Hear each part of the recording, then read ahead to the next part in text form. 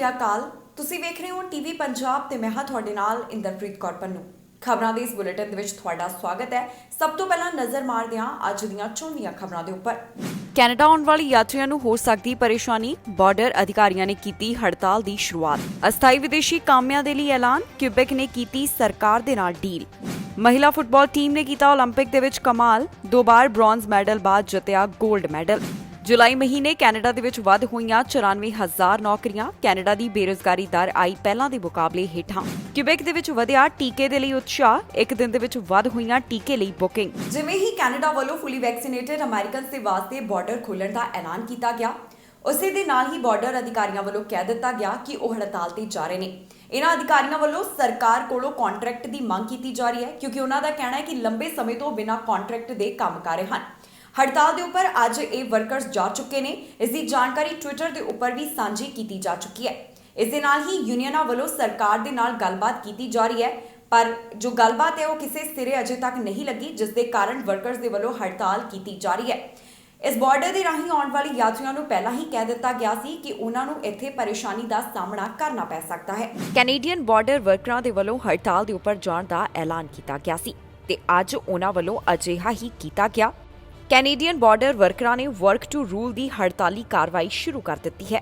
ਇੱਕ ਪਾਸੇ ਯੂਨੀਅਨਾਂ ਵੱਲੋਂ ਸਰਕਾਰ ਦੇ ਨਾਲ ਕੰਟਰੈਕਟ ਸੰਬੰਧੀ ਗੱਲਬਾਤ ਕੀਤੀ ਜਾ ਰਹੀ ਹੈ ਤੇ ਦੂਸਰੇ ਪਾਸੇ ਅਧਿਕਾਰੀਆਂ ਵੱਲੋਂ ਹੜਤਾਲ ਦੀ ਸ਼ੁਰੂਆਤ ਕਰ ਦਿੱਤੀ ਗਈ ਹੈ। ਜਾਣਕਾਰੀ ਦੇ ਲਈ ਦੱਸੀਏ ਕਿ ਵਰਕ ਟੂ ਰੂਲ ਦੇ ਅਧੀਨ ਅਜਿਹਾ ਹੁੰਦਾ ਹੈ ਜਿੱਥੇ ਮੁਕੰਮਲ ਹੜਤਾਲ ਕਰਨ ਦੀ ਬਜਾਏ ਵਰਕਰਸ ਉਹਨਾਂ ਕੰਮ ਕਰਦੇ ਹਨ ਜਿਨ੍ਹਾਂ ਉਹਨਾਂ ਦੇ ਕੰਟਰੈਕਟ ਦੇ ਵਿੱਚ ਲਿਖਿਆ ਹੁੰਦਾ ਹੈ। ਅੱਜ ਸਵੇਰ ਸਮੇਂ public service alliance of Canada the tweet ਸਾਹਮਣੇ ਆਇਆ, ਜਿਸ ਦੇ ਵਿੱਚ ਉਹਨਾਂ ਨੇ ਜਾਣਕਾਰੀ ਸਾਂਝੀ ਕੀਤੀ ਹੈ ਕਿ ਯੂਨੀਅਨਾਂ ਦੀ ਸਰਕਾਰ ਦੇ ਨਾਲ ਗੱਲਬਾਤ ਚੱਲ ਰਹੀ ਹੈ, ਪਰ ਦੋਵੇਂ ਕਿਸੇ ਸਮਝੌਤੇ ਦੇ ਉੱਪਰ ਨਹੀਂ ਪਹੁੰਚੀਆਂ। ਜ਼ਿਕਰਯੋਗ ਹੈ ਕਿ ਵਰਕਰਸ ਦੇ ਵੱਲੋਂ ਹੜਤਾਲ ਦੇ ਉੱਪਰ ਜਾਣ ਦਾ ਫੈਸਲਾ ਇਸ ਕਰਕੇ ਕੀਤਾ ਗਿਆ ਕਿਉਂਕਿ ਉਹਨਾਂ ਦਾ ਕਹਿਣਾ ਹੈ ਕਿ ਜੂਨ 2018 ਤੋਂ ਹੀ ਯੂਨੀਅਨ ਦੇ ਮੈਂਬਰ ਬਿਨਾਂ ਕਿਸੇ ਕੰਟਰੈਕਟ ਦੇ ਕੰਮ ਕਰ ਰਹੇ ਹਨ। ਦੱਸਣਯੋਗ ਹੈ ਕਿ public service alliance of Canada ਅਤੇ customs and immigration union Canada border services agency ਵੱਲੋਂ 85,000 ਤੋਂ ਵੱਧ ਵਰਕਰਸ ਨੂੰ ਰਿਪਰੈਜ਼ੈਂਟ ਕੀਤਾ ਜਾਂਦਾ ਹੈ। ਯੂਨੀਅਨਾਂ ਵੱਲੋਂ 3 ਮੰਗਾਂ ਸਰਕਾਰ ਦੇ ਅੱਗੇ ਰੱਖੀਆਂ ਗਈਆਂ, ਜਿਸ ਦੇ ਵਿੱਚ ਕੈਨੇਡਾ ਦੇ ਹੋਰ ਲਾਅ ਇਨਫੋਰਸਮੈਂਟ ਵਰਕਰਸ ਦੀ ਤਨਖਾਹ ਦੇ ਵਿੱਚ ਬਰਾਬਰਤਾ, ਸ਼ੋਸ਼ਣ ਅਤੇ ਪੱਖਪਾਤ ਵਿਰੁੱਧ ਬਿਹਤਰ ਸੁਰੱਖਿਆ, ਬਿਨਾਂ ਵਰਦੀ ਦੇ ਕੰਮ ਕਰਨ ਵਾਲੇ ਵਰਕਰਸ ਦੇ ਲਈ ਵਰਕ ਫਰੋਮ ਹੋਮ ਦੀ ਸੁਵਿਧਾ ਸ਼ਾਮਿਲ ਹੈ। ਜ਼ਿਕਰਯੋਗ ਹੈ ਕਿ ਕੈਨੇਡਾ ਵੱਲੋਂ 9 ਅਗਸਤ ਤੋਂ ਫੁੱਲੀ ਵੈਕਸੀਨੇਟਡ ਅਮਰੀਕਨਸ ਦੇ ਵਾਸਤੇ ਬਾਰਡਰ ਖੋਲ੍ਹਿਆ ਜਾ ਰਿਹਾ ਹੈ। ਇਸ ਤੋਂ ਪਹਿਲਾਂ ਹੀ ਵਰਕਰਸ ਦੇ ਵੱਲੋਂ ਹੜਤਾਲ ਦੇ ਉੱਪਰ ਜਾਣ ਦਾ ਐਲਾਨ ਕਰ ਦਿੱਤਾ ਗਿਆ ਸੀ। ਹਾਲ ਹੀ ਦੇ ਵਿੱਚ ਯੂਨੀਅਨਸ ਦੇ ਵੱਲੋਂ ਇਹ ਵੀ ਸਪਸ਼ਟ ਕੀਤਾ ਗਿਆ ਕਿ ਜਿਹੜੇ ਅਮਰੀਕਨਸ ਕੈਨੇਡਾ ਦੇ ਵਿੱਚ ਬਾਰਡਰ ਰਾਹੀਂ ਜਾਂ ਫਿਰ 에ਅਰਲਾਈਨ ਦੇ ਰਾਹੀਂ ਦਾਖਲ ਹੋਣਗੇ, ਉਹਨਾਂ ਨੂੰ ਲੰਬੀਆਂ ਲਾਈਨਾਂ ਦਾ ਸਾਹਮਣਾ ਕਰਨਾ ਪੈ ਸਕਦਾ ਹੈ। ਇਸ ਖੱਜਲ ਖੁਆਰੀ ਦੇ ਬਾਰੇ ਉਹਨਾਂ ਵੱਲੋਂ ਪਹਿਲਾਂ ਹੀ ਸਪਸ਼ਟ ਕਰ ਦਿੱਤਾ ਗਿਆ ਸੀ। ਕਿਊਬੈਕ ਦੇ ਵੱਲੋਂ ਆਟਵਾ ਦੇ ਨਾਲ ਇੱਕ ਡੀਲ ਕੀਤੀ ਗਈ ਹੈ ਜੋ ਕਿ ਟੈਂਪਰੇਰੀ ਫੋਰਨ ਵਰਕਰਸ ਦੇ ਨਾਲ ਜੁੜੀ ਹੋਈ ਹੈ। ਕਿਊਬੈਕ ਵੱਲੋਂ ਜਾਣਕਾਰੀ ਦਿੱਤੀ ਗਈ ਹੈ ਜੋ ਐਗਰੀਮੈਂਟ ਉਹਨਾਂ ਵੱਲੋਂ ਆਟਵਾ ਦੇ ਨਾਲ ਕੀਤਾ ਗਿਆ, ਇਸ ਦੇ ਨਾਲ ਜਿਹੜੇ ਟੈਂਪਰੇਰੀ ਫੋਰਨ ਵਰਕਰਸ ਨੇ ਉਹਨਾਂ ਨੂੰ ਹਾਇਰ ਕੀਤਾ ਜਾਵੇਗਾ ਅਤੇ ਉਹਨਾਂ ਨੂੰ ਇਸ ਦਾ ਕਾਫੀ ਜ਼ਿਆਦਾ ਫਾਇਦਾ ਹੋਣ ਵਾਲਾ ਹੈ। ਕੈਨੇਡਾ ਦੇ ਸੂਬੇ ਕਿਊਬੈਕ ਦੇ ਵੱਲੋਂ ਟੈਂਪਰੇਰੀ ਫੋਰਨ ਵਰਕਰਸ ਦੇ ਲਈ ਇੱਕ ਵੱਡਾ ਕਦਮ ਚੁੱਕਿਆ ਗਿਆ ਹੈ। ਕਿਊਬੈਕ ਦੇ ਵੱਲੋਂ ਇੱਕ ਡੀਲ ਸੰਬੰਧੀ ਜਾਣਕਾਰੀ ਦਿੱਤੀ ਗਈ ਹੈ, ਜਿਸ ਡੀਲ ਦੇ ਤਹਿਤ ਟੈਂਪਰੇਰੀ ਫੋਰਨ ਵਰਕਰਸ ਨੂੰ ਹਾਇਰ ਅਤੇ ਰੀਟੇਨ ਕੀਤਾ ਜਾਵੇਗਾ। ਕੁਝ ਮਹੀਨਿਆਂ ਦੇ ਇੰਤਜ਼ਾਰ ਤੋਂ ਬਾਅਦ ਕਿਊਬੈਕ ਦੇ ਵੱਲੋਂ ਕੈਨੇਡਾ ਦੀ ਸਰਕਾਰ ਦੇ ਨਾਲ ਇੱਕ ਐਗਰੀਮੈਂਟ ਕੀਤਾ ਗਿਆ ਹੈ। ਇਸ ਐਗਰੀਮੈਂਟ ਦੇ ਸੰਬੰਧਿਤ ਕਿਊਬੈਕ ਦੇ ਵੱਲੋਂ 3 ਪ੍ਰੋਗਰਾਮ ਲਿਆਂਦੇ ਜਾਣਗੇ, ਜਿਸ ਦੇ ਨਾਲ ਜਿਹੜੇ ਕਾਰੋਬਾਰਾਂ ਨੂੰ ਲੇਬਰ ਸ਼ਾਰਟੇਜ ਦਾ ਸਾਹਮਣਾ ਕਰਨਾ ਪੈ ਰਿਹਾ ਹੈ, ਉਹਨਾਂ ਦੀ ਮਦਦ ਕੀਤੀ ਜਾਵੇਗੀ। ਦੱਸੀਏ ਕਿ ਅਜਿਹੀ ਡੀਲ ਕਰਨ ਵਾਲਾ ਕਿਊਬੈਕ ਕੈਨੇਡਾ ਦਾ ਪਹਿਲਾ ਸੂਬਾ ਬਣ ਗਿਆ ਹੈ। ਕਿਊਬੈਕ ਦੇ ਵੱਲੋਂ ਇਹ ਕਦਮ ਵਰਕਫੋਰਸ ਕ੍ਰਾਈਸਿਸ, ਲੇਬਰ ਸ਼ਾਰਟੇਜ ਨੂੰ ਖਤਮ ਕਰਨ ਦੇ ਵਾਸਤੇ ਚੁੱਕਿਆ ਗਿਆ। ਕਿਊਬੈਕ ਦੇ ਵੱਲੋਂ temporary foreign workers programme, open work permit for PR applicant, international mobility programme plus ਸੰਬੰਧੀ ਜਾਣਕਾਰੀ ਦਿੱਤੀ ਗਈ ਹੈ। ਇਹ ਤਿੰਨੋਂ ਮੈਸ਼ਰਸ ਕਿਊਬੈਕ ਦੇ ਵੱਲੋਂ ਲਿਆਂਦੇ ਜਾ ਰਹੇ ਨੇ। ਕਿਊਬੈਕ ਦੇ ਵੱਲੋਂ ਜੋ open work permit for PR applicant ਸ਼ੁਰੂ ਕੀਤਾ ਜਾਵੇਗਾ, ਇਸ ਦੇ ਤਹਿਤ ਟੈਂਪਰੇਰੀ ਵਰਕਰਸ ਕਿਊਬੈਕ ਦੇ ਵਿੱਚ ਵੀ ਕੰਮ ਕਰ ਸਕਣਗੇ। ਇਸ ਦੀ ਸ਼ੁਰੂਆਤ ਅਗਸਤ 31, 2021 ਤੋਂ ਕੀਤੀ ਜਾਵੇਗੀ। ਵਰਕ ਪਰਮਿਟ ਦੀ ਡਿਊਰੇਸ਼ਨ 24 ਮਹੀਨਿਆਂ ਦੀ ਹੋਵੇਗੀ ਅਤੇ ਇਸ ਨੂੰ 12 ਹੋਰ ਮਹੀਨੇ ਦੇ ਵਾਸਤੇ ਰੀਨਿਊ ਕੀਤਾ ਜਾ ਸਕੇਗਾ। ਕਿਊਬੈਕ ਵੱਲੋਂ ਫੈਡਰਲ ਸਰਕਾਰ ਦੇ ਨਾਲ ਮਿਲ ਕੇ ਜੋ ਇੰਟਰਨੈਸ਼ਨਲ ਮੋਬਿਲਿਟੀ ਪ੍ਰੋਗਰਾਮ ਪਲੱਸ ਦੀ ਸ਼ੁਰੂਆਤ ਕੀਤੀ ਜਾਵੇਗੀ, ਇਸ ਦੇ ਨਾਲ 7,000 ਵਰਕ ਪਰਮਿਟ ਜੋ ਕਿ ਲੇਬਰ ਮਾਰਕੀਟ ਇੰਪੈਕਟ ਅਸੈਸਮੈਂਟ ਤੋਂ ਹੋਣਗੇ ਉਹਨਾਂ ਨੂੰ ਜਾਰੀ ਰੱਖਿਆ ਜਾ ਸਕੇਗਾ। ਕੈਨੇਡਾ ਦੀ ਮਹਿਲਾ ਫੁੱਟਬਾਲ ਟੀਮ ਵੱਲੋਂ ਟੋਕੀਓ ਓਲੰਪਿਕ ਖੇਡਾਂ ਦੇ ਵਿੱਚ ਜ਼ਬਰਦਸਤ ਖੇਡ ਦਾ ਪ੍ਰਦਰਸ਼ਨ ਕੀਤਾ ਗਿਆ। ਇਸ ਦੌਰਾਨ ਮੈਚ ਦੇ ਵਿੱਚ ਜਿੱਤ ਹਾਸਲ ਕਰਦਿਆਂ ਦੇਸ਼ ਦੀ ਝੋਲੀ ਇਸ ਟੀਮ ਵੱਲੋਂ 골ਡ ਮੈਡਲ ਪਾਇਆ ਗਿਆ। ਇਸ ਤੋਂ ਪਹਿਲਾਂ 2 ਵਾਰ ਜਦੋਂ ਓਲੰਪਿਕ ਖੇਡਾਂ ਹੋਈਆਂ ਤੇ ਟੀਮ ਨੇ ਬ੍ਰੌਂਜ਼ ਮੈਡਲ ਜਿੱਤਿਆ ਸੀ। 2 ਵਾਰ ਬ੍ਰੌਂਜ਼ ਮੈਡਲ ਜਿੱਤਣ ਤੋਂ ਬਾਅਦ ਹੁਣ ਆਖਿਰਕਾਰ 골ਡ ਮੈਡਲ ਇਸ ਟੀਮ ਵੱਲੋਂ ਹਾਸਲ ਕੀਤਾ ਗਿਆ ਹੈ। ਕੈਨੇਡਾ ਦੀ ਮਹਿਲਾ ਫੁੱਟਬਾਲ ਟੀਮ ਵੱਲੋਂ ਟੋਕੀਓ ਓਲੰਪਿਕ ਖੇਡਾਂ ਦੇ ਵਿੱਚ ਸ਼ਾਨਦਾਰ ਪ੍ਰਦਰਸ਼ਨ ਕੀਤਾ ਗਿਆ। ਇਸ ਟੀਮ ਵੱਲੋਂ ਸਿਰਫ ਸ਼ਾਨਦਾਰ ਪ੍ਰਦਰਸ਼ਨ ਹੀ ਨਹੀਂ ਕੀਤਾ ਗਿਆ ਬਲਕਿ ਉਹਨਾਂ ਵੱਲੋਂ ਕੈਨੇਡਾ ਦੀ ਝੋਲੀ 골ਡ ਮੈਡਲ ਪਾਇਆ ਗਿਆ। ਜੀ ਹਾਂ, ਪਿਛਲੀਆਂ 2 ਖੇਡਾਂ ਦੇ ਵਿੱਚ ਬ੍ਰੌਂਜ਼ ਮੈਡਲ ਜਿੱਤਣ ਤੋਂ ਬਾਅਦ ਕੈਨੇਡਾ ਨੇ ਸਵੀਡਨ ਦੀ ਟੀਮ ਨੂੰ ਹਰਾਇਆ ਅਤੇ ਮਹਿਲਾ ਫੁੱਟਬਾਲ ਟੀਮ ਨੇ ਟੋਕੀਓ ਓਲੰਪਿਕ ਖੇਡਾਂ ਦੇ ਵਿੱਚ 골ਡ ਮੈਡਲ ਹਾਸਲ ਕੀਤਾ ਹੈ। ਦੱਸੀਏ ਕਿ ਕੈਨੇਡਾ ਦਾ ਮੁਕਾਬਲਾ ਸਵੀਡਨ ਦੀ ਟੀਮ ਦੇ ਨਾਲ ਸੀ। ਸਵੀਡਨ ਦੀ ਟੀਮ ਨੂੰ ਪੈਨਲਟੀ ਕਿੱਕਾਂ ਦੇ ਵਿੱਚ 3-2 ਦੇ ਨਾਲ ਹਰਾ ਕੇ ਟੀਮ ਵੱਲੋਂ 골ਡ ਮੈਡਲ ਹਾਸਲ ਕੀਤਾ ਗਿਆ। ਇਸ ਮੈਚ ਦੇ ਵਿੱਚ ਕੈਨੇਡੀਅਨ ਗੋਲਕੀਪਰ ਸਟੈਫਨੀ ਵੱਲੋਂ ਕਮਾਲ ਕਰ ਦਿਖਾਇਆ ਗਿਆ, ਜਿੱਥੇ ਉਸ ਵੱਲੋਂ ਸਵੀਡਨ ਦੀ ਟੀਮ ਦੀ ਗੋਲ ਕਰਨ ਦੀ ਕੋਸ਼ਿਸ਼ ਨੂੰ ਨਾਕਾਮ ਕੀਤਾ। ਇਸ ਤੋਂ ਬਾਅਦ ਕੈਨੇਡਾ ਦੀ ਜੂਲੀਆ ਵੱਲੋਂ ਜ਼ਬਰਦਸਤ ਗੋਲ ਕੀਤਾ ਗਿਆ ਤੇ ਮੁਕਾਬਲੇ ਦੇ ਵਿੱਚ ਸ਼ਾਨਦਾਰ ਜਿੱਤ ਹਾਸਲ ਕੀਤੀ। ਜ਼ਿਕਰਯੋਗ ਹੈ ਕਿ ਜਦੋਂ 2012 ਦੇ ਵਿੱਚ ਲੰਡਨ ਓਲੰਪਿਕ ਖੇਡਾਂ ਹੋਈਆਂ ਸੀ ਉਸ ਵੇਲੇ ਕੈਨੇਡਾ ਨੂੰ ਬ੍ਰੌਂਜ਼ ਤਗਮਾ ਹਾਸਲ ਹੋਇਆ। ਅਜਿਹਾ ਹੀ 2016 ਦੀਆਂ ਖੇਡਾਂ ਦੇ ਵਿੱਚ ਵੀ ਹੋਇਆ ਜਦੋਂ ਓਲੰਪਿਕਸ ਦੇ ਵਿੱਚ ਕੈਨੇਡਾ ਦੇ ਹੱਥ ਬ੍ਰੌਂਜ਼ ਮੈਡਲ ਲੱਗਾ। 2012 ਤੇ 2016 ਦੀਆਂ ਓਲੰਪਿਕਸ ਖੇਡਾਂ ਦੇ ਵਿੱਚ ਬ੍ਰੌਂਜ਼ ਤਗਮਾ ਜਿੱਤਣ ਤੋਂ ਬਾਅਦ ਹੁਣ ਮਹਿਲਾ ਫੁੱਟਬਾਲ ਟੀਮ ਵੱਲੋਂ 골ਡ ਮੈਡਲ ਜਿੱਤਿਆ ਗਿਆ ਹੈ। ਜੁਲਾਈ ਮਹੀਨਾ ਕੈਨੇਡਾ ਦੀ ਆਰਥਿਕਤਾ ਦੇ ਵਾਸਤੇ ਕਿਸ ਤਰ੍ਹਾਂ ਦਾ ਰਿਹਾ, ਇਸ ਦੀ ਜਾਣਕਾਰੀ ਸਟੈਟਿਸਟਿਕਸ ਕੈਨੇਡਾ ਵੱਲੋਂ ਸਾਂਝੀ ਕੀਤੀ ਗਈ। ਉਹਨਾਂ ਦੱਸਿਆ ਕਿ ਜੁਲਾਈ ਮਹੀਨੇ ਦੌਰਾਨ ਕੈਨੇਡਾ ਦੀ ਆਰਥਿਕਤਾ ਦੇ ਵਿੱਚ 94,000 ਨੌਕਰੀਆਂ ਸ਼ਾਮਿਲ ਹੋਈਆਂ। ਨਾਲ ਹੀ ਇਹ ਵੀ ਸਪਸ਼ਟ ਕੀਤਾ ਗਿਆ ਕਿ ਜਿੰਨੀ ਉਮੀਦ ਕੀਤੀ ਜਾ ਰਹੀ ਸੀ ਉਨੀਆਂ ਨੌਕਰੀਆਂ ਤਾਂ ਐਡ ਨਹੀਂ ਹੋ ਸਕੀਆਂ, ਪਰ ਪਹਿਲਾਂ ਦੇ ਮੁਕਾਬਲੇ ਕੈਨੇਡਾ ਦੇ ਵਿੱਚ ਬੇਰੁਜ਼ਗਾਰੀ ਦਰ ਹੇਠਾਂ ਆਈ ਹੈ। ਕੈਨੇਡਾ ਦੀ ਆਰਥਿਕਤਾ ਦੇ ਵਾਸਤੇ ਜੁਲਾਈ ਮਹੀਨਾ ਕਿਸ ਤਰ੍ਹਾਂ ਰਿਹਾ, ਇਸ ਦੀ ਜਾਣਕਾਰੀ ਸਾਹਮਣੇ ਆਈ ਹੈ। ਸਟੈਟਿਸਟਿਕਸ ਕੈਨੇਡਾ ਵੱਲੋਂ ਜਾਣਕਾਰੀ ਦਿੱਤੀ ਗਈ ਕਿ ਜੁਲਾਈ ਮਹੀਨੇ ਕੈਨੇਡਾ ਦੇ ਵਿੱਚ 94,000 ਨਵੀਆਂ ਨੌਕਰੀਆਂ ਪੈਦਾ ਹੋਈਆਂ। ਇਸ ਦੇ ਨਾਲ ਹੀ ਏਜੰਸੀ ਵੱਲੋਂ ਇਹ ਵੀ ਦੱਸਿਆ ਗਿਆ ਕਿ ਕੈਨੇਡਾ ਦੀ ਬੇਰੁਜ਼ਗਾਰੀ ਦਰ ਵੀ ਘਟ ਕੇ 7.5% ਦਰਜ ਕੀਤੀ ਗਈ ਹੈ। ਜਾਣਕਾਰੀ ਦੇ ਮੁਤਾਬਕ ਸਭ ਤੋਂ ਵੱਧ ਨੌਕਰੀਆਂ ਜਾਣੀ ਕਿ 72,000 ਨਵੀਆਂ ਨੌਕਰੀਆਂ ਇਕੱਲੇ ਓਨਟਾਰੀਓ ਦੇ ਵਿੱਚ ਹੀ ਐਡ ਹੋਈਆਂ ਹਨ। ਨੌਕਰੀਆਂ ਦੇ ਵਿੱਚ ਵਾਧਾ ਮੈਨੀਟੋਬਾ, ਨੋਵਾ ਸਕੋਸ਼ੀਆ ਅਤੇ ਪ੍ਰਿੰਸ ਐਡਵਰਡ ਆਈਲੈਂਡ ਦੇ ਵਿੱਚ ਵੀ ਦਰਜ ਕੀਤਾ ਗਿਆ। ਪਰ ਜੋ ਕੈਨੇਡਾ ਦੇ ਬਾਕੀ ਸੂਬੇ ਹਨ ਉੱਥੇ ਜਾਂ ਤਾਂ ਨੌਕਰੀਆਂ ਦਾ ਪੱਧਰ ਬਰਕਰਾਰ ਰਿਹਾ ਹੈ ਜਾਂ ਫਿਰ ਪਹਿਲਾਂ ਦੇ ਮੁਕਾਬਲੇ ਹੇਠਾਂ ਆਇਆ ਹੈ।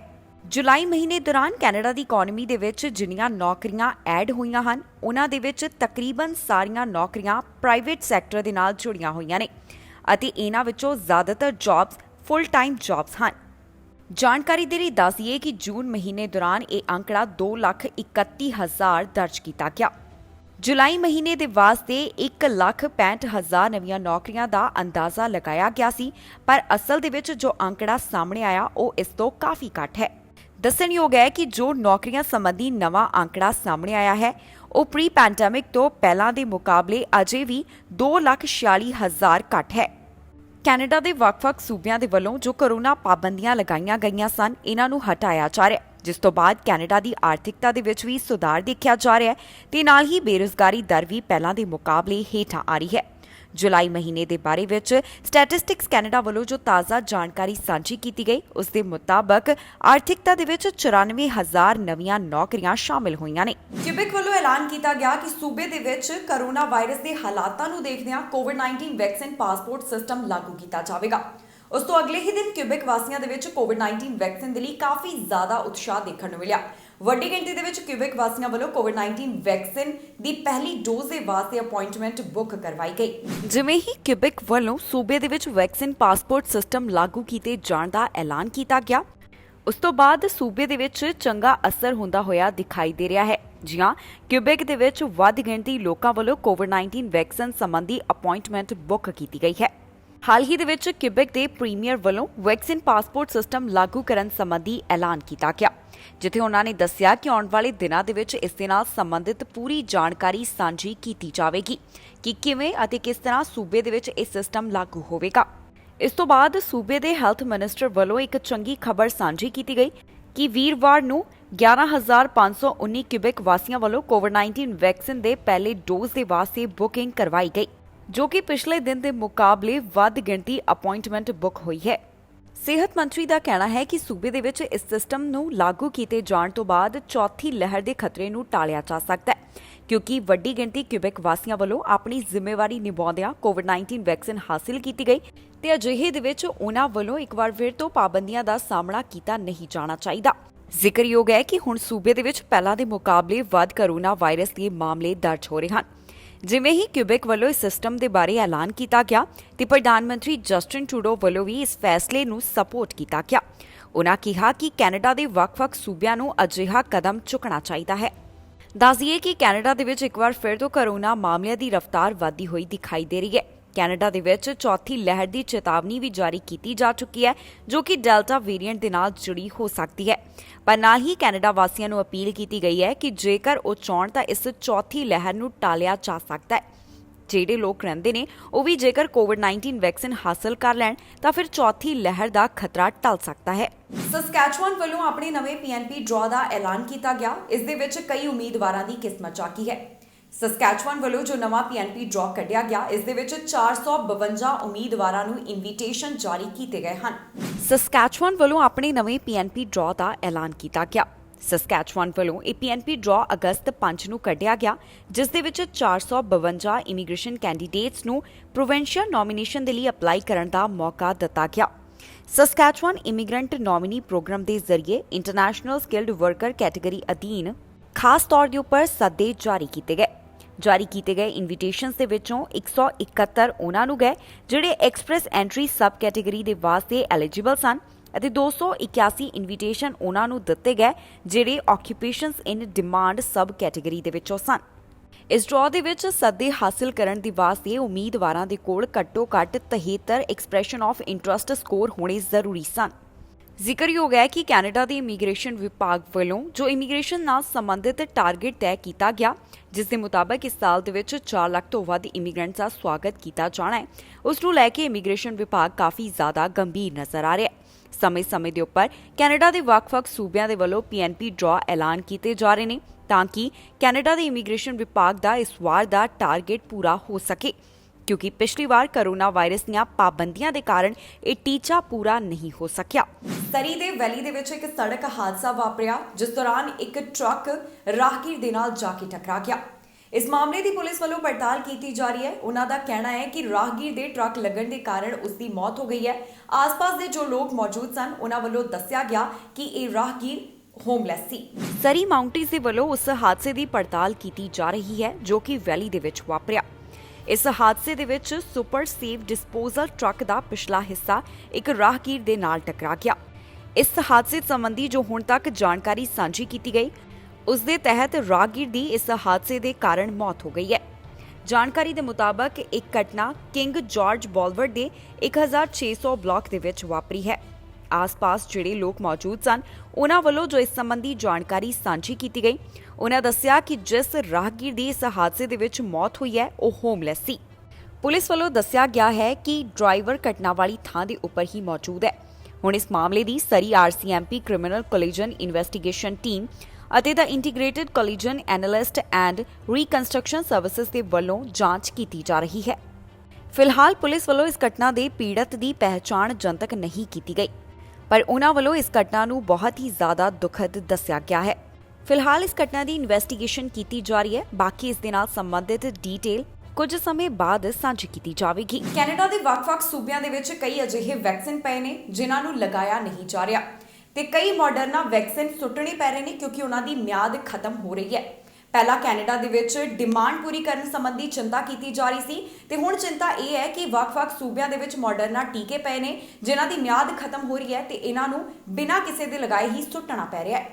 ਪਹਿਲਾਂ ਇਸ ਚੀਜ਼ ਨੂੰ ਲੈ ਕੇ ਚਿੰਤਾ ਸੀ ਕਿ ਕੈਨੇਡਾ ਦੇ ਵਿੱਚ ਕੋਵਿਡ-19 ਵੈਕਸੀਨ ਦੀ ਡਿਮਾਂਡ ਨੂੰ ਕਿਵੇਂ ਪੂਰਾ ਕੀਤਾ ਜਾਵੇ, ਪਰ ਹੁਣ ਕੈਨੇਡਾ ਦੇ ਵਿੱਚ ਕੋਵਿਡ-19 ਵੈਕਸੀਨ ਦੀਆਂ ਡੋਜ਼ਸ ਐਕਸਪਾਇਰ ਹੋ ਰਹੀਆਂ ਹਨ।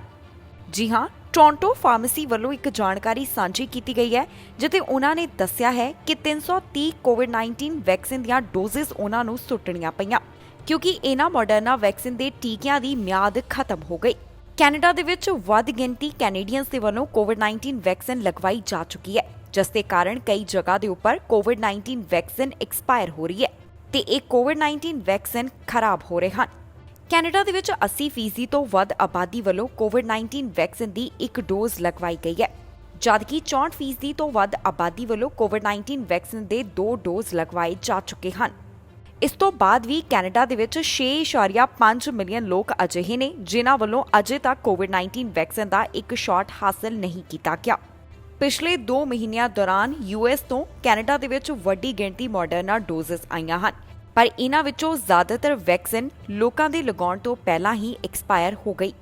ਇਸ ਸੰਬੰਧੀ ਇਹ ਵੀ ਜਾਣਕਾਰੀ ਸਾਹਮਣੇ ਆਈ ਹੈ ਕਿ ਜਿਨ੍ਹਾਂ ਵੱਲੋਂ ਫਾਈਜ਼ਰ ਵੈਕਸੀਨ ਦੀ ਪਹਿਲੀ ਡੋਜ਼ ਹਾਸਲ ਕੀਤੀ ਗਈ ਹੈ, ਉਹ ਮੋਡਰਨਾ ਵੈਕਸੀਨ ਦੀ ਦੂਸਰੀ ਡੋਜ਼ ਨਹੀਂ ਲਗਵਾਉਣਾ ਚਾਹੁੰਦੇ, ਕਿਉਂਕਿ ਬਹੁਤ ਸਾਰੇ ਅਜਿਹੇ ਦੇਸ਼ ਹਨ ਜਿਨ੍ਹਾਂ ਦੇ ਵਿੱਚ ਕੋਵਿਡ-19 ਵੈਕਸੀਨ ਮਿਕਸ ਐਂਡ ਮੈਚ ਕਰਕੇ ਲਗਵਾਉਣ ਸੰਬੰਧੀ ਮਨਜ਼ੂਰੀ ਨਹੀਂ ਦਿੱਤੀ ਗਈ। ਯੂਨਾਈਟਿਡ ਏਅਰਲਾਈਨਸ ਦੇ ਵੱਲੋਂ ਅੱਜ ਵੱਡਾ ਐਲਾਨ ਕੀਤਾ ਗਿਆ, ਜਿੱਥੇ ਉਹਨਾਂ ਵੱਲੋਂ ਆਪਣੇ ਕਰਮਚਾਰੀਆਂ ਦੇ ਵਾਸਤੇ ਕੋਵਿਡ-19 ਵੈਕਸੀਨ ਨੂੰ ਲਾਜ਼ਮੀ ਕੀਤਾ ਗਿਆ ਹੈ। ਉਹਨਾਂ ਦਾ ਕਹਿਣਾ ਹੈ ਕਿ ਅਕਤੂਬਰ ਮਹੀਨੇ ਤੱਕ ਇੱਥੇ ਕੰਮ ਕਰਨ ਵਾਲੇ ਕਰਮਚਾਰੀਆਂ ਦੇ ਕੋਵਿਡ-19 ਵੈਕਸੀਨ ਲੱਗੀ ਹੋਣੀ ਜ਼ਰੂਰੀ ਹੈ। ਨਾਲ ਹੀ ਉਹਨਾਂ ਵੱਲੋਂ ਇਹ ਵੀ ਸਪਸ਼ਟ ਕੀਤਾ ਗਿਆ ਕਿ ਅਜਿਹਾ ਕਦਮ ਉਹਨਾਂ ਵੱਲੋਂ ਕਿਉਂ ਚੁੱਕਿਆ ਜਾ ਰਿਹਾ ਹੈ। ਇਸ ਦੇ ਪਿੱਛੇ ਉਹਨਾਂ ਵੱਲੋਂ ਸੁਰੱਖਿਆ ਦੇ ਕਾਰਨਾਂ ਨੂੰ ਦੱਸਿਆ ਗਿਆ ਹੈ, ਜਿਸ ਦੇ ਕਾਰਨ ਹਰ ਕਿਸੇ ਕਰਮਚਾਰੀ ਦੇ ਵਾਸਤੇ ਉਹਨਾਂ ਵੱਲੋਂ ਕੋਵਿਡ-19 ਵੈਕਸੀਨ ਨੂੰ ਲਾਜ਼ਮੀ ਕੀਤਾ ਜਾ ਰਿਹਾ ਹੈ। ਨਾਲ ਹੀ ਉਹਨਾਂ ਵੱਲੋਂ ਇੱਕ ਹੋਰ ਜਾਣਕਾਰੀ ਸਾਂਝੀ ਕੀਤੀ ਗਈ ਹੈ ਕਿ ਕੰਮ ਕਰਨ ਵਾਲੇ ਕਰਮਚਾਰੀਆਂ ਨੂੰ ਵੈਕਸੀਨੇਸ਼ਨ ਦੇ ਨਾਲ ਸੰਬੰਧਿਤ ਜੋ ਜਾਣਕਾਰੀ ਹੈ ਉਹ ਸਾਂਝੀ ਕਰਨੀ ਹੋਵੇਗੀ। ਯੂਨਾਈਟਿਡ ਏਅਰਲਾਈਨਸ ਦੇ ਵੱਲੋਂ ਇੱਕ ਵੱਡਾ ਐਲਾਨ ਕੀਤਾ ਗਿਆ, ਜਿੱਥੇ ਉਹਨਾਂ ਦਾ ਕਹਿਣਾ ਹੈ ਕਿ ਸਾਰੇ ਕਰਮਚਾਰੀਆਂ ਦੇ ਕੋਵਿਡ-19 ਵੈਕਸੀਨ ਲਗਾਉਣੀ ਜ਼ਰੂਰੀ ਹੋਵੇਗੀ। ਯੂਨਾਈਟਿਡ ਏਅਰਲਾਈਨਸ ਦੇ ਵੱਲੋਂ ਐਲਾਨ ਕੀਤਾ ਗਿਆ ਹੈ ਕਿ ਲੇਟ ਅਕਤੂਬਰ ਤੱਕ ਸਾਰੇ ਕਰਮਚਾਰੀਆਂ ਦੇ ਕੋਵਿਡ-19 ਵੈਕਸੀਨ ਲੱਗੀ ਹੋਣੀ ਜ਼ਰੂਰੀ ਹੈ। ਇਹ ਫੈਸਲਾ ਏਅਰਲਾਈਨ ਵੱਲੋਂ ਅਮਰੀਕਾ ਦੇ ਵਿੱਚ ਕੋਰੋਨਾ ਵਾਇਰਸ ਦੇ ਵਧਦੇ ਮਾਮਲਿਆਂ ਨੂੰ ਧਿਆਨ ਵਿੱਚ ਰੱਖਦਿਆਂ ਕੀਤਾ ਗਿਆ ਹੈ। ਕੰਪਨੀ ਦੇ ਲੀਡਰਸ ਵੱਲੋਂ ਸਪਸ਼ਟ ਕੀਤਾ ਗਿਆ ਕਿ ਉਹਨਾਂ ਵੱਲੋਂ ਅਜਿਹਾ ਕਦਮ ਸੁਰੱਖਿਆ ਦੇ ਵਾਸਤੇ ਚੁੱਕਿਆ ਜਾ ਰਿਹਾ ਹੈ। ਉਨ੍ਹਾਂ ਕਿਹਾ ਕਿ ਵੱਡੀ ਗਿਣਤੀ ਦੇ ਵਿੱਚ ਲੋਕ ਇਸ ਫੈਸਲੇ ਦੇ ਨਾਲ ਅਸਹਿਮਤ ਹੋਣਗੇ, ਪਰ ਅਜਿਹਾ ਕਰਨਾ ਜ਼ਰੂਰੀ ਹੈ। ਦੱਸਿਏ ਕਿ ਯੂਐਸ ਏਅਰਲਾਈਨ ਅਜਿਹੀ ਪਹਿਲੀ ਏਅਰਲਾਈਨ ਹੈ ਜਿਨ੍ਹਾਂ ਵੱਲੋਂ ਇਸ ਤਰ੍ਹਾਂ ਦਾ ਐਲਾਨ ਕੀਤਾ ਗਿਆ। ਇੱਥੇ 67,000 ਤੋਂ ਵੱਧ ਕਰਮਚਾਰੀ ਕੰਮ ਕਰਦੇ ਹਨ। ਸ਼ਿਕਾਗੋ ਬੇਸਡ ਇਸ ਏਅਰਲਾਈਨ ਵੱਲੋਂ ਜਾਣਕਾਰੀ ਦਿੱਤੀ ਗਈ ਹੈ ਕਿ 90% ਪਾਇਲਟਸ ਅਤੇ 80% ਫਲਾਈਟ ਅਟੈਂਡੈਂਟਸ ਦੇ ਵੱਲੋਂ ਕੋਵਿਡ-19 ਵੈਕਸੀਨ ਪਹਿਲਾਂ ਹੀ ਹਾਸਲ ਕੀਤੀ ਜਾ ਚੁੱਕੀ ਹੈ। ਇਸ ਏਅਰਲਾਈਨ ਵੱਲੋਂ ਪੈਸੇਂਜਰ ਸੰਬੰਧੀ ਇਸ ਤਰ੍ਹਾਂ ਦਾ ਕੋਈ ਵੀ ਐਲਾਨ ਨਹੀਂ ਕੀਤਾ ਗਿਆ, ਕਿਉਂਕਿ ਏਅਰਲਾਈਨ ਦਾ ਕਹਿਣਾ ਹੈ ਕਿ ਯਾਤਰੀਆਂ ਸੰਬੰਧੀ ਇਸ ਤਰ੍ਹਾਂ ਦਾ ਫੈਸਲਾ ਸਰਕਾਰ ਦਾ ਡਿਸੀਜਨ ਹੈ। ਜ਼ਿਕਰਯੋਗ ਹੈ ਕਿ FDA ਵੱਲੋਂ ਫਾਈਜ਼ਰ, ਮੋਡਰਨਾ ਅਤੇ ਜੌਨਸਨ ਵੈਕਸੀਨ ਨੂੰ ਮਨਜ਼ੂਰੀ ਦਿੱਤੀ ਗਈ ਹੈ। ਇਸ ਏਅਰਲਾਈਨ ਦੇ ਵਿੱਚ ਕੰਮ ਕਰਨ ਵਾਲੇ ਕਰਮਚਾਰੀਆਂ ਨੂੰ ਟੀਕੇ ਸੰਬੰਧੀ ਜਾਣਕਾਰੀ ਕੰਪਨੀ ਦੇ ਨਾਲ ਸਾਂਝੀ ਕਰਨੀ ਹੋਵੇਗੀ, ਜਿਸ ਦਾ ਮਤਲਬ ਹੈ ਕਿ ਉਹਨਾਂ ਨੂੰ ਕੰਪਨੀ ਨੂੰ ਵੈਕਸੀਨ ਕਾਰਡ ਦੀ ਫੋਟੋ ਭੇਜਣੀ ਹੋਵੇਗੀ। ਇਸ ਦੇ ਨਾਲ ਹੀ ਏਅਰਲਾਈਨ ਵੱਲੋਂ ਇੱਕ ਹੋਰ ਵੱਡਾ ਐਲਾਨ ਕੀਤਾ ਗਿਆ, ਜਿਸ ਦੇ ਵਿੱਚ ਉਹਨਾਂ ਨੇ ਦੱਸਿਆ ਕਿ ਜਿਹੜੇ EMPLOYEES ਦੇ ਵੱਲੋਂ ਸਤੰਬਰ 20 ਤੋਂ ਪਹਿਲਾਂ ਕੋਵਿਡ-19 ਵੈਕਸੀਨ ਹਾਸਲ ਕੀਤੀ ਹੋਵੇਗੀ, ਉਹਨਾਂ ਨੂੰ ਇੱਕ ਐਕਸਟਰਾ ਪੇ ਡੇ ਮਿਲੇਗਾ। ਬ੍ਰਿਟਿਸ਼ ਕੋਲੰਬੀਆ ਦੇ ਵਿੱਚ ਕੋਰੋਨਾ ਪਾਬੰਦੀਆਂ ਤੋਂ ਰਾਹਤ ਦਿੱਤੀ ਗਈ, ਜਿਸ ਤੋਂ ਬਾਅਦ ਵੱਖ-ਵੱਖ ਕਾਰੋਬਾਰਾਂ ਨੂੰ ਮੁੜ ਤੋਂ ਖੋਲ੍ਹਿਆ ਗਿਆ ਹੈ, ਪਰ ਫਿਰ ਵੀ ਇੱਥੇ ਕਈ ਨੌਕਰੀਆਂ ਚਲੀਆਂ ਗਈਆਂ। ਜੀ ਹਾਂ, 3000 ਤੋਂ ਵੱਧ ਨੌਕਰੀਆਂ ਚਲੀਆਂ ਗਈਆਂ। ਇਸ ਦੀ ਏਜੰਸੀ ਵੱਲੋਂ ਜਾਣਕਾਰੀ ਸਾਂਝੀ ਕੀਤੀ ਗਈ ਹੈ। ਨਾਲ ਹੀ ਉਹਨਾਂ ਵੱਲੋਂ ਇਹ ਵੀ ਦੱਸਿਆ ਗਿਆ ਹੈ ਕਿ ਬੇਰੁਜ਼ਗਾਰੀ ਦਰ ਦੇ ਉੱਪਰ ਇਸ ਦਾ ਕੋਈ ਵੀ ਅਸਰ ਨਹੀਂ ਪਿਆ। ਚਾਹੇ ਬ੍ਰਿਟਿਸ਼ ਕੋਲੰਬੀਆ ਦੇ ਵੱਲੋਂ ਜੋ ਪਾਬੰਦੀਆਂ ਹਟਾਉਣ ਦਾ ਐਲਾਨ ਕੀਤਾ ਗਿਆ, ਉਸ ਦੇ ਤਹਿਤ ਕਾਰੋਬਾਰਾਂ ਨੂੰ ਰਾਹਤ ਮਿਲੀ ਹੋਵੇ, ਪਰ ਫਿਰ ਵੀ ਜੁਲਾਈ ਮਹੀਨੇ ਦੌਰਾਨ ਬ੍ਰਿਟਿਸ਼ ਕੋਲੰਬੀਆ ਵੱਲੋਂ 3100 ਨੌਕਰੀਆਂ ਗਵਾਈਆਂ ਗਈਆਂ। ਇਸ ਸੰਬੰਧੀ ਜਾਣਕਾਰੀ ਸਟੈਟਿਸਟਿਕਸ ਕੈਨੇਡਾਸ ਲੇਬਰ ਫੋਰਸ ਸਰਵੇ ਤੋਂ ਸਾਹਮਣੇ ਆਈ ਹੈ। ਇਸ ਸੂਬੇ ਦੇ ਵਿੱਚ 3300 ਫੁੱਲ ਟਾਈਮ ਪੋਜੀਸ਼ਨਸ ਦੇ ਵਿੱਚ ਵਾਧਾ ਹੋਇਆ ਹੈ, ਪਰ ਇਸ ਦੇ ਨਾਲ ਪ੍ਰੋਵਿੰਸ ਦੇ ਵਿੱਚ 6500 ਪਾਰਟ ਟਾਈਮ ਨੌਕਰੀਆਂ ਚਲੀਆਂ ਗਈਆਂ। ਜੋ ਪਾਰਟ ਟਾਈਮ ਨੌਕਰੀਆਂ ਚਲੀਆਂ ਗਈਆਂ, ਉਸ ਦੇ ਕਾਰਨ ਸੂਬੇ ਦੀ ਅਨਇੰਪਲੋਇਮੈਂਟ ਰੇਟ ਪ੍ਰਭਾਵਿਤ ਨਹੀਂ ਹੋਈ ਹੈ। ਬ੍ਰਿਟਿਸ਼ ਕੋਲੰਬੀਆ ਦੇ ਵਿੱਚ ਅਨਇੰਪਲੋਇਮੈਂਟ ਰੇਟ 6.6% ਦੇ ਉੱਪਰ ਹੀ ਬਰਕਰਾਰ ਹੈ। ਬ੍ਰਿਟਿਸ਼ ਕੋਲੰਬੀਆ ਦੇ ਜੌਬ ਮਿਨਿਸਟਰ ਰਵੀ ਕਾਲੋਂ ਵੱਲੋਂ ਜਾਣਕਾਰੀ ਦਿੱਤੀ ਗਈ ਹੈ, ਜਿੱਥੇ ਉਹਨਾਂ ਵੱਲੋਂ ਬ੍ਰਿਟਿਸ਼ ਕੋਲੰਬੀਆ ਸੂਬੇ ਦੀ ਮਜ਼ਬੂਤ ਆਰਥਿਕਤਾ ਦਾ ਜ਼ਿਕਰ ਕੀਤਾ ਗਿਆ ਹੈ। ਉਹਨਾਂ ਦੱਸਿਆ ਕਿ ਕੈਨੇਡਾ ਦੇ ਬਾਕੀ ਸੂਬਿਆਂ ਦੇ ਮੁਕਾਬਲੇ ਪ੍ਰੋਵਿੰਸ ਦੇ ਵਿੱਚ ਲੋਐਸਟ ਅਨਇੰਪਲੋਇਮੈਂਟ ਰੇਟ ਹੈ। ਇਸ ਦੇ ਨਾਲ ਹੀ ਕਾਲੋ ਵੱਲੋਂ तमाम ਬ੍ਰਿਟਿਸ਼ ਕੋਲੰਬੀਆ ਵਾਸੀਆਂ ਨੂੰ ਅਪੀਲ ਕੀਤੀ ਗਈ ਹੈ ਕਿ ਜਿਨ੍ਹਾਂ ਵੱਲੋਂ ਅਜੇ ਤੱਕ ਕੋਵਿਡ-19 ਵੈਕਸੀਨ ਨਹੀਂ ਲਗਵਾਈ ਗਈ, ਉਹ ਵੀ ਜਲਦ ਇਹ ਟੀਕਾ ਹਾਸਲ ਕਰ ਲੈਣ, ਤਾਂ ਕਿ ਸੂਬੇ ਦੇ ਵਿੱਚ ਬਾਕੀ ਪਾਬੰਦੀਆਂ ਤੋਂ ਵੀ ਰਾਹਤ ਦਿੱਤੀ ਜਾ ਸਕੇ। ਇਸ ਦੇ ਨਾਲ ਹੀ ਸਟੈਟਿਸਟਿਕਸ ਕੈਨੇਡਾ ਵੱਲੋਂ ਜੋ ਜਾਣਕਾਰੀ ਦਿੱਤੀ ਗਈ, ਉਸ ਦੇ ਮੁਤਾਬਕ ਕੈਨੇਡਾ ਦੇ ਵਿੱਚ ਜੁਲਾਈ ਮਹੀਨੇ 94,000 ਨੌਕਰੀਆਂ ਸ਼ਾਮਿਲ ਹੋਈਆਂ ਨੇ ਤੇ ਅਨਇੰਪਲੋਇਮੈਂਟ ਰੇਟ 7.5% ਦਰਜ ਕੀਤਾ ਗਿਆ। ਕੋਸਟ ਗਾਰਡ ਅਤੇ ਕੈਨੇਡੀਅਨ ਮਿਲਟਰੀ ਵੱਲੋਂ 1.4 ਬਿਲੀਅਨ ਡਾਲਰ ਦੇ ਨਸ਼ੇ ਬਰਾਮਦ ਕੀਤੇ ਗਏ ਹਨ। ਜੀ ਹਾਂ, ਇਤਿਹਾਸ ਦੀ ਸਭ ਤੋਂ ਵੱਡੀ ਨਸ਼ੇ ਦੇ ਨਾਲ ਸੰਬੰਧਿਤ ਰਿਕਵਰੀ ਬਰਾਮਦਗੀ ਇਸ ਨੂੰ ਦੱਸਿਆ ਜਾ ਰਿਹਾ ਹੈ, ਜਿੱਥੇ ਜਾਣਕਾਰੀ ਸਾਹਮਣੇ ਆਈ ਹੈ ਕਿ ਕਿੰਨੀ ਮਾਤਰਾ ਦੇ ਵਿੱਚ ਕਿਹੜਾ ਨਸ਼ਾ ਇਸ ਦੌਰਾਨ ਬਰਾਮਦ ਕੀਤਾ ਗਿਆ। ਇਹ ਨਸ਼ਾ ਵੱਖ-ਵੱਖ ਸ਼ਹਿਰਾਂ ਦੇ ਵਿੱਚ ਜਾਣਾ ਸੀ, ਇਸਨੇ ਕਈ ਘਰਾਂ ਨੂੰ ਤਬਾਹ ਕਰਨਾ ਸੀ, ਪਰ ਪਹਿਲਾਂ ਹੀ ਜੋ ਕੋਸਟ ਗਾਰਡ ਅਤੇ ਕੈਨੇਡੀਅਨ ਮਿਲਟਰੀ ਵੱਲੋਂ ਕਾਰਵਾਈ ਕੀਤੀ ਗਈ ਹੈ, ਇਸ ਵੱਲੋਂ ਕਈਆਂ ਦੇ ਘਰਾਂ ਨੂੰ ਬਚਾਇਆ ਗਿਆ। ਕੋਸਟ ਗਾਰਡ ਅਤੇ ਕੈਨੇਡੀਅਨ ਮਿਲਟਰੀ ਵੱਲੋਂ ਵੱਡੀ ਕਾਰਵਾਈ ਕੀਤੀ ਗਈ ਹੈ, ਜਿੱਥੇ ਉਨ੍ਹਾਂ ਵੱਲੋਂ ਹੁਣ ਤੱਕ ਦਾ ਸਭ ਤੋਂ ਵੱਡੀ ਮਾਤਰਾ ਦੇ ਵਿੱਚ ਨਸ਼ਾ ਬਰਾਮਦ ਕੀਤਾ ਗਿਆ। ਜੀ ਹਾਂ, ਕੋਸਟ ਗਾਰਡ ਅਤੇ ਕੈਨੇਡੀਅਨ ਮਿਲਟਰੀ ਵੱਲੋਂ 1.4 ਬਿਲੀਅਨ ਡਾਲਰ ਦੀ ਕੋਕੇਨ ਅਤੇ ਮੈਰੀਜੁਆਨਾ ਬਰਾਮਦ ਕੀਤਾ ਗਿਆ, ਜੋ ਕਿ ਇਤਿਹਾਸ ਦੀ ਹੁਣ ਤੱਕ ਦੀ ਸਭ ਤੋਂ ਵੱਡੀ ਬਰਾਮਦਗੀ ਹੈ। ਕ੍ਰਿਊ ਮੈਂਬਰਸ ਦੇ ਵੱਲੋਂ ਜੋ ਇਸ ਸੰਬੰਧੀ ਜਾਣਕਾਰੀ ਸਾਂਝੀ ਕੀਤੀ ਗਈ, ਇਸ ਦੇ ਵਿੱਚ ਉਨ੍ਹਾਂ ਨੇ ਦੱਸਿਆ ਹੈ ਕਿ 59,700 ਪੌਂਡ ਕੋਕੇਨ ਅਤੇ 1,430 ਪੌਂਡ ਮੈਰੀਜੁਆਨਾ ਸੀਜ਼ ਕੀਤਾ ਗਿਆ। ਕੋਸਟ ਗਾਰਡਸ ਨੇ ਦੱਸਿਆ ਕਿ ਇਸ ਤਰ੍ਹਾਂ ਦੇ 27 ਮਾਮਲੇ ਸਾਹਮਣੇ ਆਏ, ਜਿੱਥੇ ਅਮਰੀਕਨ, ਡੱਚ ਅਤੇ ਕੈਨੇਡੀਅਨ ਸ਼ਿਪਸ ਨੂੰ ਇੰਟਰਨੈਸ਼ਨਲ ਵਾਟਰ ਦੇ ਵਿੱਚ ਰੋਕਿਆ ਗਿਆ, ਕਿਉਂਕਿ ਉਨ੍ਹਾਂ ਨੂੰ ਨਸ਼ਾ ਸਮਗਲਿੰਗ ਦਾ ਸ਼ੱਕ ਸੀ। ਉਨ੍ਹਾਂ ਦੱਸਿਆ ਹੈ ਕਿ ਇੱਥੋਂ ਇਹ ਨਸ਼ਾ ਵੱਖ-ਵੱਖ ਸ਼ਹਿਰਾਂ ਦੇ ਵਿੱਚ ਭੇਜਿਆ ਜਾਣਾ ਸੀ, ਜਿੱਥੇ ਇਸ ਨਸ਼ੇ ਵੱਲੋਂ ਕਈਆਂ ਦੇ ਘਰ ਬਰਬਾਦ ਕੀਤੇ ਜਾਣੇ ਸਨ, ਪਰ ਹੁਣ ਉਨ੍ਹਾਂ ਵੱਲੋਂ ਕਾਰਵਾਈ ਕਰਦਿਆਂ ਇਸ ਨੂੰ ਰੋਕ ਦਿੱਤਾ ਗਿਆ ਹੈ। ਜਾਣਕਾਰੀ ਦੇ ਲਈ ਦੱਸ ਦਈਏ ਕਿ ਜੁਲਾਈ ਮਹੀਨੇ ਦੌਰਾਨ ਸਦਰਨ ਕੈਲੀਫੋਰਨੀਆ ਦੀਆਂ ਅਥਾਰਟੀਜ਼ ਦੇ ਵੱਲੋਂ 16 ਟਨ ਮੈਰੀਜੁਆਨਾ ਬਰਾਮਦ ਕੀਤਾ ਗਿਆ ਸੀ, ਜਿਸ ਦੀ ਕੀਮਤ 1.19 ਬਿਲੀਅਨ ਡਾਲਰ ਦੱਸੀ ਗਈ ਸੀ। ਇਸ ਤੋਂ ਪਹਿਲਾਂ 2019 ਦੇ ਦੌਰਾਨ 1 ਬਿਲੀਅਨ ਡਾਲਰ ਦੀ ਕੋਕੇਨ ਵੀ ਬਰਾਮਦ ਕੀਤੀ ਗਈ ਸੀ, ਜਿਸ ਦੀ ਜਾਣਕਾਰੀ ਯੂਐਸ ਅਟਾਰਨੀ ਆਫਿਸ ਤੋਂ ਸਾਹਮਣੇ ਆਈ ਹੈ। ਉਸ ਤੋਂ ਬਾਅਦ ਹੁਣ ਇਹ ਵੱਡੀ ਕਾਰਵਾਈ ਕਰਦਿਆਂ ਕੋਸਟ ਗਾਰਡ ਅਤੇ ਕੈਨੇਡੀਅਨ ਮਿਲਟਰੀ ਵੱਲੋਂ 1.4 ਬਿਲੀਅਨ ਡਾਲਰ ਦੀ ਕੋਕੇਨ ਅਤੇ ਮੈਰੀਜੁਆਨਾ ਬਰਾਮਦ ਕੀਤਾ ਗਿਆ। ਕੈਨੇਡਾ ਦੇ ਵਿੱਚ ਇੱਕ ਵਾਰ ਫਿਰ ਤੋਂ ਕੋਰੋਨਾ ਵਾਇਰਸ ਦੇ ਮਾਮਲੇ ਵਧਦੇ ਹੋਏ ਦਿਖਾਈ ਦੇ ਰਹੇ ਨੇ। ਵੱਖ-ਵੱਖ ਸੂਬਿਆਂ ਦੇ ਵਿੱਚ ਪਹਿਲਾਂ ਦੇ ਮੁਕਾਬਲੇ ਜ਼ਿਆਦਾ ਮਾਮਲੇ ਦਰਜ ਕੀਤੇ ਜਾ ਰਹੇ ਨੇ। ਇਸ ਖਬਰ ਦੇ ਵਿੱਚ ਜਾਣਕਾਰੀ ਤੁਹਾਡੇ ਨਾਲ ਸਾਂਝੀ ਕਰਾਂਗੇ ਕਿ ਕੈਨੇਡਾ ਦੇ ਕਿਸ ਹਿੱਸੇ ਤੋਂ ਕਿੰਨੇ ਕੋਰੋਨਾ ਵਾਇਰਸ ਦੇ ਮਾਮਲੇ ਸਾਹਮਣੇ ਆਏ, ਕੈਨੇਡਾ ਦੇ ਕੋਰੋਨਾ ਵਾਇਰਸ ਦੇ ਕੀ ਹਾਲਾਤ ਨੇ, ਸਾਰੀ ਜਾਣਕਾਰੀ ਦੇਵਾਂਗੇ ਇਸ ਖਬਰ ਦੇ ਵਿੱਚ। ontario ਤੋਂ 24 ਘੰਟਿਆਂ ਦੌਰਾਨ 340 ਕੋਰੋਨਾ ਦੇ ਮਾਮਲੇ ਸਾਹਮਣੇ ਆਏ ਹਨ। ਜੂਨ ਮਹੀਨੇ ਤੋਂ ਬਾਅਦ ਹੁਣ ontario ਦੇ ਵਿੱਚ ਅਜਿਹਾ ਹੋਇਆ ਜਦੋਂ 300 ਤੋਂ ਵੱਧ ਮਾਮਲੇ ਇੱਕ ਦਿਨ ਅੰਦਰ ਸਾਹਮਣੇ ਆਏ ਹੋਣ। ਪ੍ਰੋਵਿੰਸ ਦੇ ਵਿੱਚ ਹੁਣ ਤੱਕ 5,51,668 ਕੋਰੋਨਾ ਦੇ ਮਾਮਲੇ ਸਾਹਮਣੇ ਆ ਚੁੱਕੇ ਨੇ। ਟੋਰਾਂਟੋ ਤੋਂ 80, ਯਾਰਕ ਰੀਜਨ ਤੋਂ 41, ਪੀਲ ਰੀਜਨ ਤੋਂ 36, ਵਿੰਡਸਰ ਐਸੈਕਸ ਤੋਂ 23, ਵਾਟਰਲੂ ਤੋਂ 22, ਮਿਡਲੈਕਸ ਲੰਡਨ ਤੋਂ 15, ਗ੍ਰੇ ਬਰੂਸ ਤੋਂ 14, ਦੌਰਮ ਰੀਜਨ ਤੋਂ 13 ਮਾਮਲਿਆਂ ਦੀ ਪੁਸ਼ਟੀ ਹੋਈ ਹੈ। ਹੁਣ ਤੱਕ ਇਸ ਸੂਬੇ ਦੇ ਵਿੱਚ 9,392 ਜਾਨਾਂ ਇਸ ਵਾਇਰਸ ਦੇ ਕਾਰਨ ਜਾ ਚੁੱਕੀਆਂ ਨੇ। ਸੂਬੇ ਦੇ ਵਿੱਚ 70.8% ਦੀ ਆਬਾਦੀ ਨੂੰ ਕੋਵਿਡ-19 ਵੈਕਸੀਨ ਦੀ 2 ਡੋਜ਼ ਅਤੇ 80.7% ਦੀ ਆਬਾਦੀ ਨੂੰ ਕੋਵਿਡ-19 ਵੈਕਸੀਨ ਦੀ 1 ਡੋਜ਼ ਹਾਸਲ ਹੋ ਚੁੱਕੀ ਹੈ। ontario ਦੇ ਵਿੱਚ ਐਕਟਿਵ ਮਾਮਲਿਆਂ ਦੀ ਗਿਣਤੀ 1,879 ਦੇ ਕਰੀਬ ਹੈ। ਇਸ ਦੇ ਨਾਲ ਹੀ ontario ਦੇ ਵਿੱਚ 5,40,407 ਰਿਕਵਰਡ ਮਾਮਲਿਆਂ ਦੀ ਗਿਣਤੀ ਹੈ। ਮਿਨਿਸਟਰੀ ਆਫ ਹੈਲਥ ਦੀ ਜਾਣਕਾਰੀ ਦੇ ਮੁਤਾਬਕ ਹਸਪਤਾਲ ਦੇ ਵਿੱਚ 114 ਮਰੀਜ਼ ਹਨ। ਇੰਟੈਂਸਿਵ ਕੇਅਰ ਅਧੀਨ 110 ਅਤੇ ਆਈਸੀਯੂ ਦੇ ਵਿੱਚ 80 ਮਰੀਜ਼ਾਂ ਦੀ ਗਿਣਤੀ ਹੈ। ਕਿਬੈਕ ਤੋਂ 24 ਘੰਟਿਆਂ ਦੌਰਾਨ 218 ਕੋਰੋਨਾ ਦੇ ਮਾਮਲੇ ਸਾਹਮਣੇ ਆਏ ਅਤੇ ਇੱਕ ਜਾਨ ਇਸ ਵਾਇਰਸ ਦੇ ਕਾਰਨ ਗਈ ਹੈ। ਹੁਣ ਤੱਕ ਸੂਬੇ ਦੇ ਵਿੱਚ 3,78,608 ਕੁੱਲ ਕੋਰੋਨਾ ਦੇ ਮਾਮਲੇ ਸਾਹਮਣੇ ਆ ਚੁੱਕੇ ਨੇ ਅਤੇ 11,241 ਜਾਨਾਂ ਇਸ ਵਾਇਰਸ ਦੇ ਕਾਰਨ ਚਲੀਆਂ ਗਈਆਂ। ਹਸਪਤਾਲ ਦੇ ਵਿੱਚ 57 ਦੇ ਕਰੀਬ ਮਰੀਜ਼ ਹਨ, ਜਿਨ੍ਹਾਂ ਵਿੱਚੋਂ 15 ਇੰਟੈਂਸਿਵ ਕੇਅਰ ਅਧੀਨ ਹਨ। ਇਸ ਪ੍ਰੋਵਿੰਸ ਦੇ ਵਿੱਚ 84% ਦੀ ਆਬਾਦੀ ਨੂੰ ਕੋਵਿਡ-19 ਵੈਕਸੀਨ ਦੀ 1 ਡੋਜ਼ ਅਤੇ 70% ਦੀ ਆਬਾਦੀ ਨੂੰ ਕੋਵਿਡ-19 ਵੈਕਸੀਨ ਦੀਆਂ 2 ਡੋਜ਼ ਲੱਗ ਚੁੱਕੀਆਂ ਹਨ। ਮੈਨੀਟੋਬਾ ਤੋਂ 24 ਘੰਟਿਆਂ ਦੌਰਾਨ 29 ਮਾਮਲੇ ਸਾਹਮਣੇ ਆਏ ਅਤੇ ਇੱਕ ਜਾਨ ਇਸ ਵਾਇਰਸ ਦੇ ਕਾਰਨ ਗਈ ਹੈ।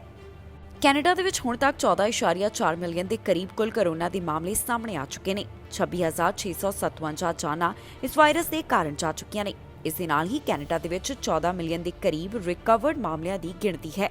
ਇਸ ਦੇ ਨਾਲ ਹੀ ਜਾਂਦੇ ਇੱਕ ਵਾਰ ਫਿਰ ਤੋਂ ਨਜ਼ਰ ਮਾਰਦੇ ਹਾਂ ਅੱਜ ਦੀਆਂ ਚੋਣਵੀਆਂ ਖਬਰਾਂ ਦੇ ਉੱਪਰ। ਕੈਨੇਡਾ ਆਉਣ ਵਾਲੇ ਯਾਤਰੀਆਂ ਨੂੰ ਹੋ ਸਕਦੀ ਪਰੇਸ਼ਾਨੀ, ਬਾਰਡਰ ਅਧਿਕਾਰੀਆਂ ਨੇ ਕੀਤੀ ਹੜਤਾਲ ਦੀ ਸ਼ੁਰੂਆਤ। ਅਸਥਾਈ ਵਿਦੇਸ਼ੀ ਕਾਮਿਆਂ ਦੇ ਲਈ ਐਲਾਨ, ਕਿਊਬੈਕ ਨੇ ਕੀਤੀ ਸਰਕਾਰ ਦੇ ਨਾਲ ਡੀਲ।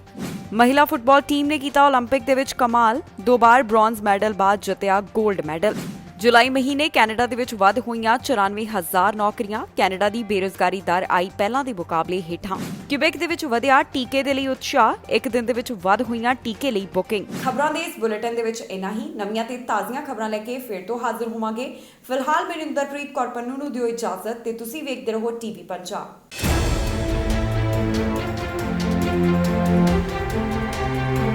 ਹੈ।